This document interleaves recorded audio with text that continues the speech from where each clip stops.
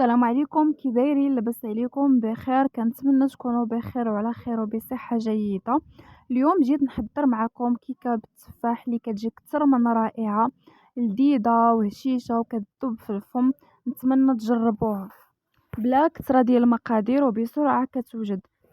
وقبل ما ندوزو للمقادير كنتمنى اي وحده شافت لا فيديو ديالي توضع جيم وتشارك لا فيديو مع الاهل والاصدقاء باش تعم الفائده للجميع.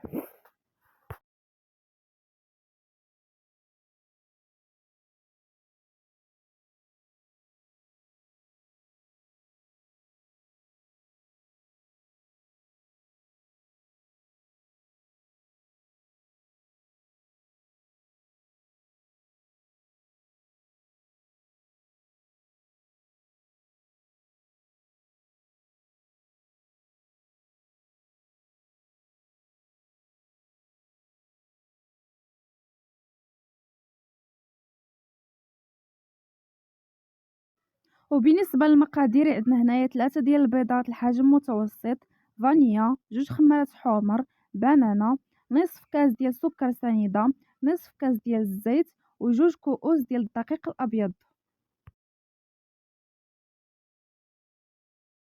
هنا كنضيفوا البيض، موراه كنوضعوا عليه السكر سنيده، موراه كنخويو الزيت نصف كاس ديالنا، كنوضعوا الفانيا، البنانه اللي من بعد ما طحنتها، وشويه ديال الملحه. كنخلطوا الكل بخلاط كهربائي حتى كيطلع لنا البيض. كنوضعوا عليه 2 كؤوس ديال الدقيق الابيض من بعد ما كنغربلوه، وجوج خمارات حمرين، وكنبقاو نخلطوا من الاسفل للاعلى.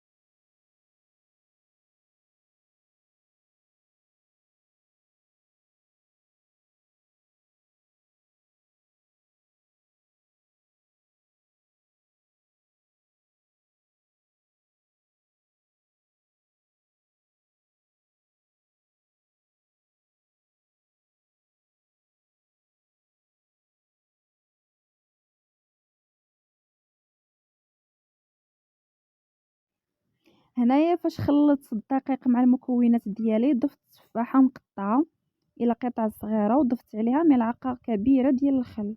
هنا بعد ما خلطت الكل كنت وضعته في مول متوفر عندنا، كنت فرشت ليه ورق الطبخ